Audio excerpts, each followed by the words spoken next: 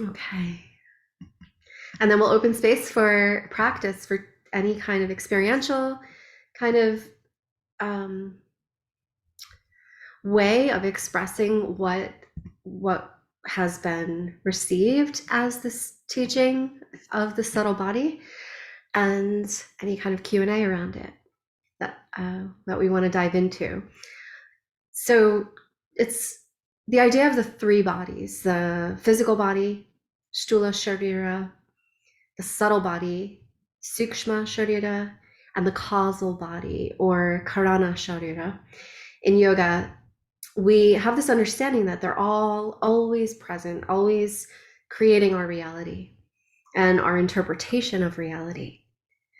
So the causal body is really the karmic imprints on our soul. The subtle body is comprised of the manas, the mind, the gunas, the doshas, the sensory organs, the pranavayus, the chakras, and the granthis.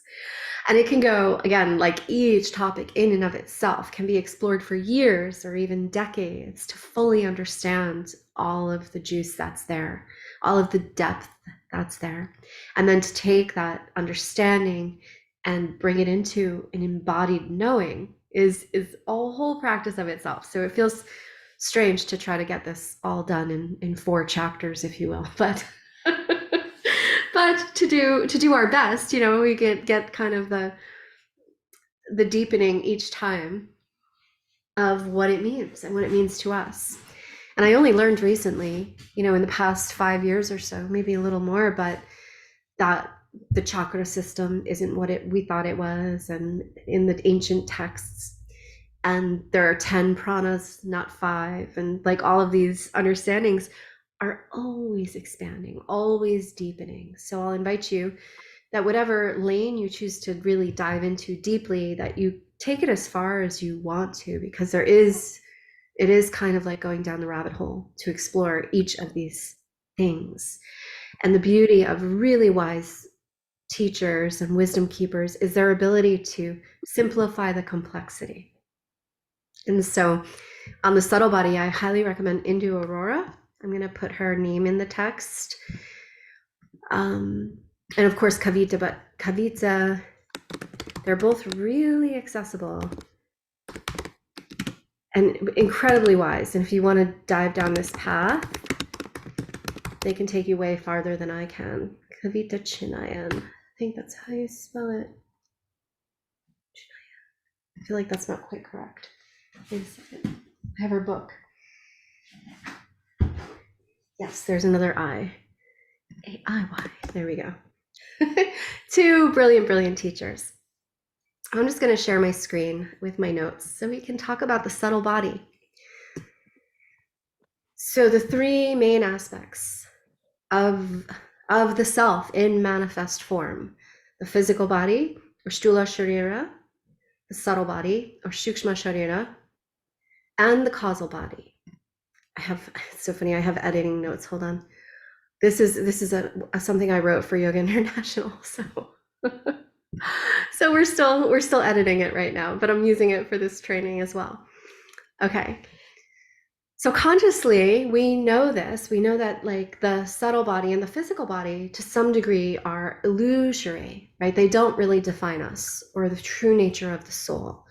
But it's really easy to get caught up in identifying with this, right? Identifying with the physical, identifying with the mind, the manas, the emotions, our desires, those hits of dopamine that we get from wanting something and then seeing it come to be. The mesolimbic pathway in the brain keeps us in a state of seeking pleasure and avoiding pain. And that is kind of like the base human experience that yoga teaches us to transcend, or at least if you're looking at Vedanta, it's more about transcendence. And if you're looking at Tantra, it's more about full acceptance and embodiment of the human condition. And through the pathway of pleasure, through the pathway of sensory experience, not really sexual pleasure, but through the pathway of the body, we experience enlightenment. But it's all based in this understanding that attachment to the body, to the physical, to the mind, to the desires, to the wants, brings us into suffering. It's not creating lasting happiness, right? So how does that resonate? This idea, what is lasting happiness then? What creates lasting happiness? Feel free to drop in the chat or just pop open your mic and share.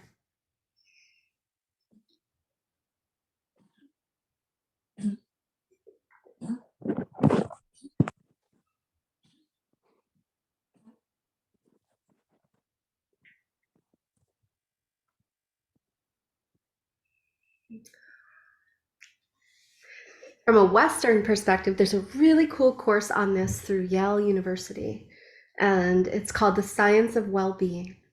And it's free. And it's a certificate course, which is pretty cool, but it takes you through the Western-based science around what happiness truly is. I've taken it twice now. Once many years ago, because this was the work I did in nursing homes, was how do I bring people happiness? How do I enhance their quality of life when they've lost everything they've ever been attached to? Their body, their independence, their physical health, maybe their mental health, their homes, their cars, all of the belongings that they collected over 60, 70 years gone. And all they had was what would fit in a little half of a dorm room, a little half of a hospital room. And that's it. So they go through a lot. And my big job in that line of work was to find out how to bring them quality of life, how to bring them happiness and joy. It was never through things or desires or attachments. It was through a sense of savoring the moment, a sense of fulfillment, of having a feeling that they still had a purpose here. They still had something that they were meant to be doing, whether it was knitting baby blankets for the hospital or fake accounting for a fake business that we would create for the man with Parkinson's dementia who needed to go to work every day. We still would find a way to bring a sense of purpose, because that is one of the key ingredients to happiness. And this is connected to the causal body, the karmic layer, the sense of purpose, the soul's journey, the dharma, or the swadharma, the individual soul's purpose. This is why this work that we do is so fulfilling. And nobody's coming to this for the extrinsic values, for the financial rewards. No, we're coming to this because we love it. It lights our hearts to give, right? So this is very beyond the subtle and physical realm. This is into the causal realm. And when we think of causal body, this is where we can really bring joy to people as well, on the soul level. And that's where true happiness takes place, contentment or santosha. So basically, when we look at causal body, we look at the three bodies, the five koshas. We did, I think, the first chapter of this module, the Panchamaya kosha model, which all yoga therapy works through this lens. And then the three states, and the three states are the mahagunas. They're the great qualities, sattva, rajas, and tamas, that manifest in all of nature.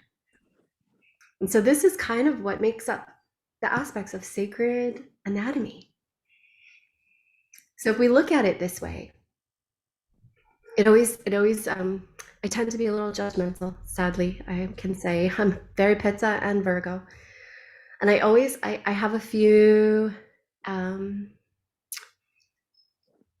guess a few very popular influencer yoga teachers who are hardcore doing like the Botox thing and like the fake boob thing and like and I have a hard time with that, because I think are we really teaching yoga if we're really caught up in the physical realm. And I have to just and just stop the judgment. But it feels really important in a way to acknowledge and honor true, like the true yoga pathway takes us away from that attachment to physical body. Every class is a practice for death. Every shavasana is a practice for death. And the knowing, the knowing that we are all decaying. My editor wrote this. We are all decaying and we know it. However, we prefer the illusion that we are not. So we attach ourselves to impermanent things in the false belief that doing so will stave off our decay and lead to happiness. Yet there is another better way. Moreover, it is found in understanding the subtle body. Yeah. So how much, like, if you look at your own day, your own life, how often, how many times a day would you feel like you find yourself in attachment to the physical realm, to the physical body? 1, 2, 3, 20. We just innumerable times, once every hour, 10 times every hour. It's the nature of being human to be attached. So we can't judge that, right? We can't, but we Yeah, do. unless we're in a meditation or sleeping. Yes. Like every time we choose an outfit or we look in the mirror or we get out of the shower, or we find ourselves in that attachment or in that, you know, space of feeling, maybe if we're strong yoga practitioners, the truth of the nature of decay that is happening. And maybe if we're not, we feel it as well. And that's this constant searching and seeking and attachment to youth, right? So how do we kind of jump out of this never-ending cycle of seeking, of attaching to external pleasure, false or impermanent happiness, and come into true, contented, inner bliss? Yeah. To jump out of this never-ending cycle of seeking the next thing, the next job, the next pair of shoes, the next car, the next, we're always, the next, whatever it may be that we think will bring us happiness. And sure, we're happy for a moment. My 7-year-old and I had a big discussion about this with Christmas coming. Like seeking joy, thinking it will bring us joy. But I went through his room and I was like, this toy, this brought you joy for a long time, but you haven't touched it in 2 years now. Does it still bring you joy? He was like, I think it would bring some other kid joy. I was like, great, goodwill. So it's sort of that nature. If we start really early, if we have kids, or like do it with ourselves as a regular practice, the recognition of like, yeah, that'll make me happy, but that's impermanent. And then seeking those things that bring true and lasting happiness, the things that are more permanent. Happiness in general, we can consider as fleeting, but what's not fleeting is the inner state of bliss, Ananda Maya Kosha, that inner realm of eternal bliss and contentment, Santosha, that we can cultivate. It's a practice. Our society, especially, I don't think makes it easy to be content. And so this course with Yale, I'll link it before we get off so that you can, if you're interested, it's so good. It's really, really good.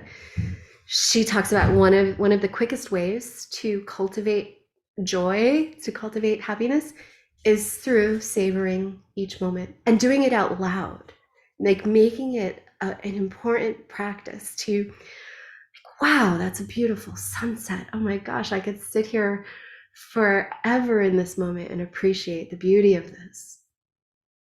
Or we do it easily with our pets, I think, or our kids, or even our lovers, like when we're in the hug or in the oxytocin bliss state, right? Like that, oh, I could sink in and feel this way forever. And like we have the knowing this is not going to last forever, but there's the moment of appreciation that savors it, that makes it more lasting than fleeting. Does that feel true?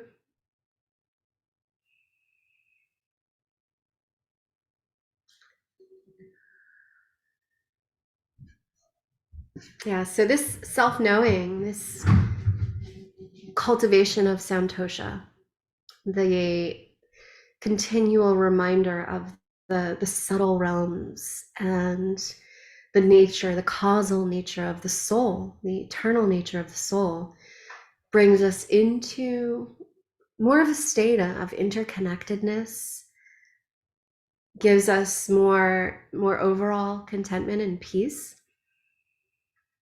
And I love this phrase from the Katha Upanishad. The Katha Upanishad is an amazing journey of story. If you've ever read it or heard story from it, it's so good and vast. And there's you can access it online in PDF format. But this one phrase is, the self that is subtler than the subtle and greater than the great is seated in the heart of every creature. One who is free from desire sees the glory of the self through the tranquility of the mind and senses and becomes absolved from grief. So beautiful. So what does it mean? It's flowery a little bit, right? It's beautiful, but what does it really, if we break that down and like really apply it again, make it relevant, what does it mean to be free from desire? So I guess I'll pose that as the first question. What does it mean to be free from desire? Is it possible? And how do we do that?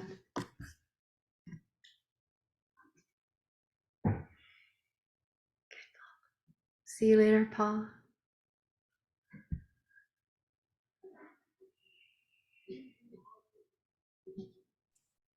I'll give a quick stab at that. um, I don't know that it's possible to be completely free at all times. I mean, at least I don't, I don't know in this life and this culture, this time period, if that's even a possibility. But I believe there are moments that are completely clearly free from desire, and those are like the moments that you were talking about where you want to pause and appreciate, so you could see that true um with true clarity, I should say, what that feels like. I don't know how else to word it, but there's like those moments, I think everybody has them. I think, um coming from an addictive background, where it's nothing but desire, and moving into a place where those little pieces, those little, maybe even a second here and there, where there isn't a craving, there isn't a need, there isn't something that you have to fill. It's just as it is perfect. And then recognizing that, because we could go past those so quickly, those moments. So I don't know if there's a right or a wrong answer, but that's my perception of that. Oh, thank you, Gabrielle. That's beautiful. There is no right or wrong. Right? I think it's so individual. It's so individual. As you were sharing that, I was really feeling like the presence of you in this interpretation. And it is different for each person what desire means, what a lack of desire means. And it's based in our karma, in our physical and mental, emotional bodies. And it's present in our true nature, the knowing of our whole and complete and perfect state that is free from anything. Yeah. And the cultivation of that is different for each person as well. What works for you may not work for me. And Ali, like sitting in meditation in full stillness, it's not my way. I do it, but it's never been easy. Chanting, though, or dancing, that's something else entirely. So, yeah. But for another I know Paul has mentioned like meditation is his path, and that sitting in stillness brings him there. So it's a really fascinating thing of like absolutely how individual it can all be. Yeah, thank you. Yeah, I would say this is a teaching that my lens differs on slightly. I feel like the desire and I've been in the addictive portion. I've also been in the non-addictive portion, but I feel like desire, like when you really look at the root of it, if you look at eros, and not just encompassing sexuality, but all of life, that it's the part of being human. So to love the smell of the flower, the taste of the chocolate or the bread that you're baking, like the touch and feel of whatever is outside, like those things, like attachment to those is okay. I feel like a part of that is living the human experience. And so it's just the polarization. So to say anything to an extreme where it's like you shouldn't have attachment to this, I understand. And I also understand looking at it in the paradigm of capitalism, where that's kind of just what we're taught is we need all of this. And then if you look at the history of humanity, like our furthest back ancestors came out of the woods, like they were struggling to survive and have their needs met and not be in the downpouring rain or freezing to death in the snow. And so these things that bring us comfort or safety or shelter are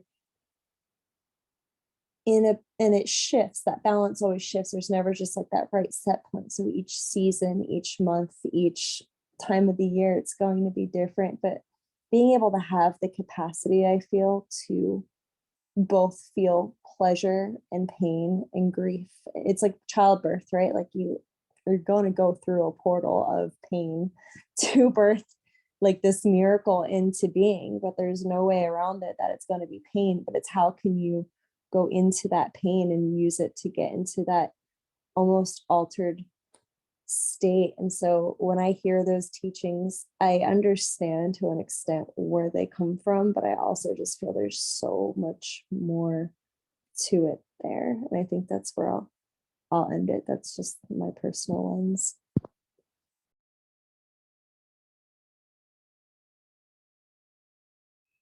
Absolutely.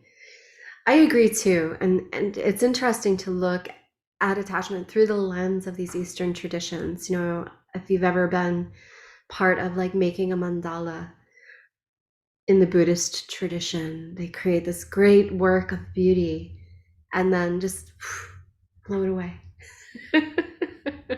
And then you'll see the Westerners there taking pictures because we need to save the memory of it. I'm that person. So it's really funny. But it is, we are by nature attached to the impressions that come through the five senses, right? The taste, the beauty, the art of sound that brings us into certain states of pleasure or bliss. And one of the pathways to bliss is the five senses, as is one of the pathways to suffering. Right? So I feel like the art of yoga, and especially tantra yoga, because it is not about transcending or eliminating desire. It's about discernment, right? Choosing the pathway to pleasure through the flower, through the bee, through the honey, not the poison, but also allowing for there to be the poison, because sometimes the poison is the medicine. I mean, we could go on about that really deeply in terms of even like herbalism and stuff, but sometimes the poison is the medicine. It's very strong in Ayurveda, this idea of like increases like and opposites bring balance. And so sometimes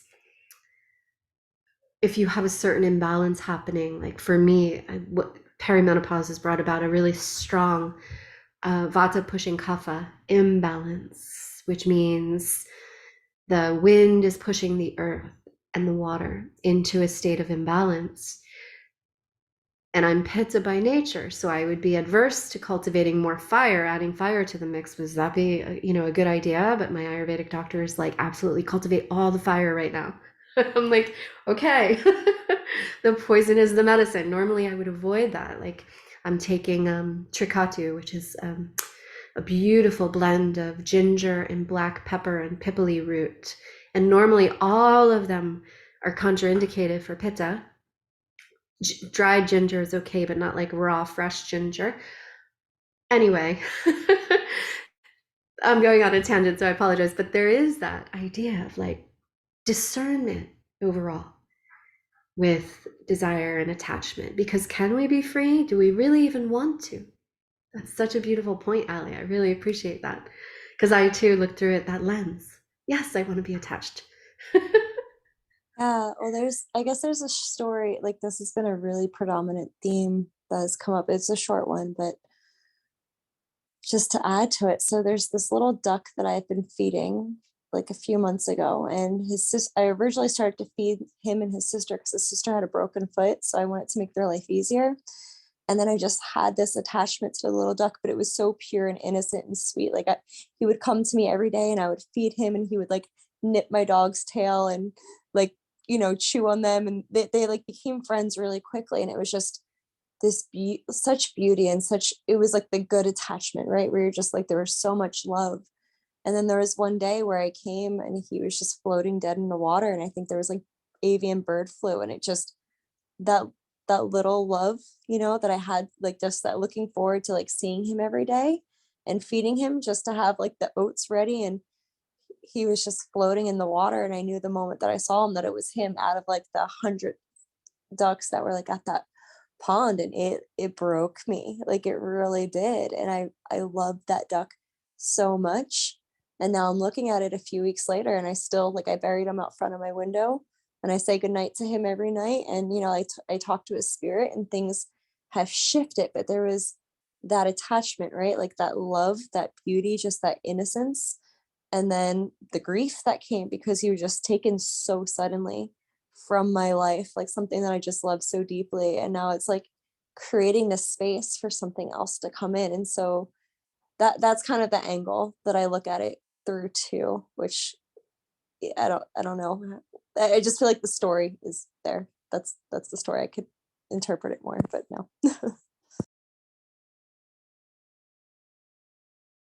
Yeah, thank you. Thank you for sharing. My heart is with you in your grief. It's like the grief is I saw this somewhere, read this at some point in my own process, and it was like grief is all the love that now needs a new place to go, or something like that. And it was like sometimes there is no new place for it to go, truly. It's like a parent or a child, and then sometimes that just reminds you of your capacity for love. And it is powerful. And this is where attachment comes into in the discerning way of like, yes, we want to be attached. Yes, we do, to life, to embodiment, to this experience that is divine in its humanness.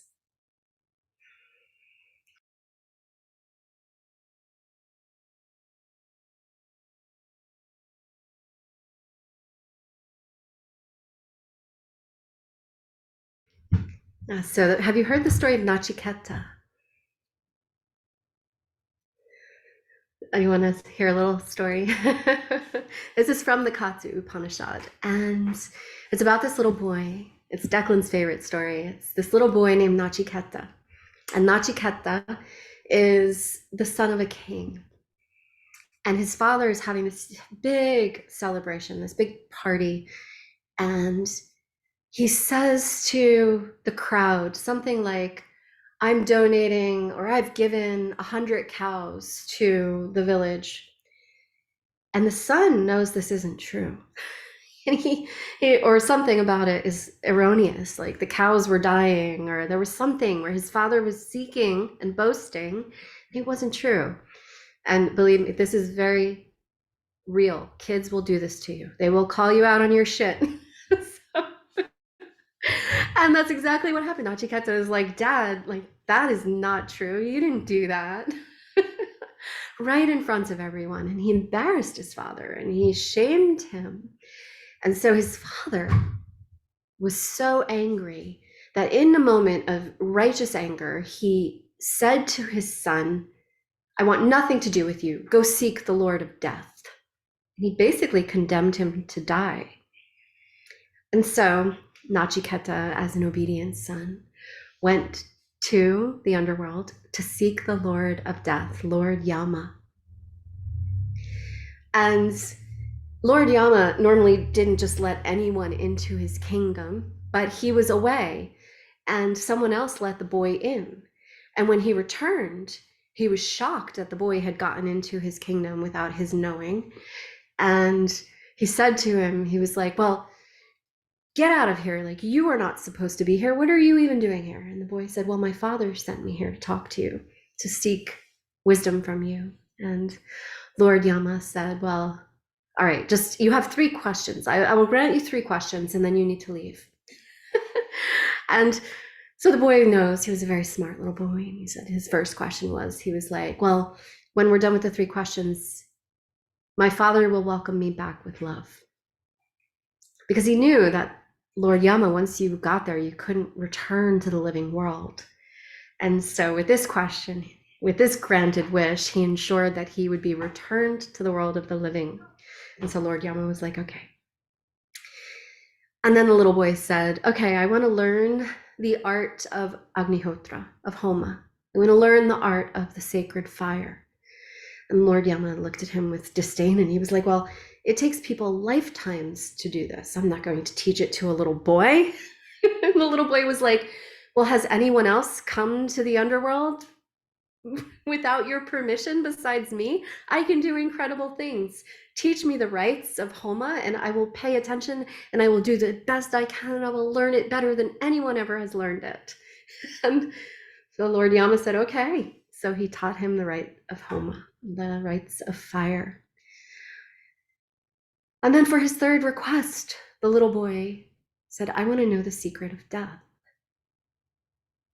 And Lord Yama said, definitely no. There's no way. I cannot tell you the secret of death. Nobody can understand the secret of death, not even those who have died. And the little boy was like, yeah, but you promised me anything, and I'm asking my 3 wishes. Sort of like aligned with Jeannie's story, as you see. And so Lord Yama was like, okay, well, the boy kept bugging him and following him around and making him remember his promise to tell him 3 things. So finally, Lord Yama got really just frustrated and was like, okay, I will tell you, I will teach you the secret of death.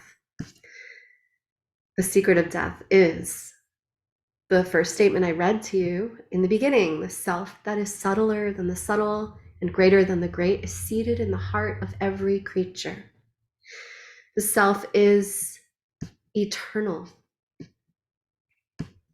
He taught him about the idea of the self, and you'll see the threads of this also in the Bhagavad Gita, cannot be born and cannot die. It has not sprung from anything, and nothing has sprung from it.